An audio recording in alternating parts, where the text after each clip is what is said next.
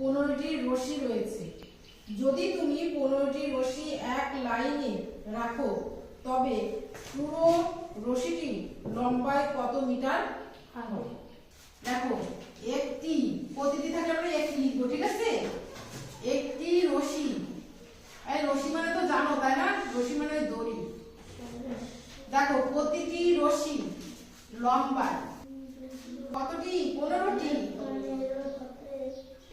15টি রশ্মি লম্বায় রয়েছে 30 গুণ 15। দেখো একটা মজার ব্যাপার হচ্ছে কি, এই রশ্মিটা লম্বায় কত? মনে করো একটি রশ্মি, কয়টি রশ্মি? একটি।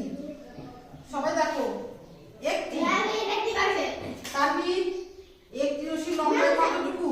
230। এবার দেখো আরেকটি, মানে দুইটি। এই দেখো আমার দিকে তাকাও, একটি রশ্মি, একটি রশ্মি, তাই না? একটু বোঝো, একটি রশ্মি কত? 230 মিটার। আবার দেখো আরেকটি, মানে একটি রশ্মি, রশ্মি আছে কতটুকু? 230, তাই না? এই দুটো যোগ করলে তো দুইটি হয়, তাই না? কয়টি হয়? দুইটি। আর দুইটি হলে কত যোগ করি না আমরা? বাই একটাকে আমরা 460 হবে। 460 হবে।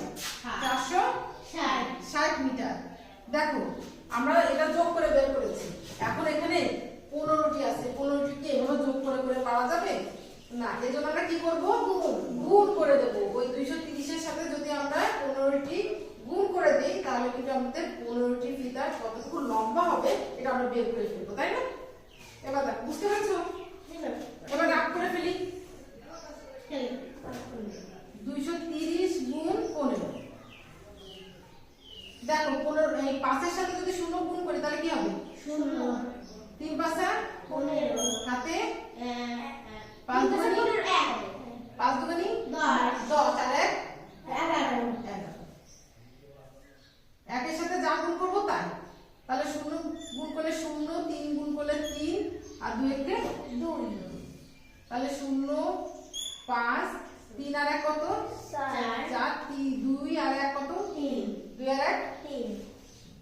তাহলে 3450। 3400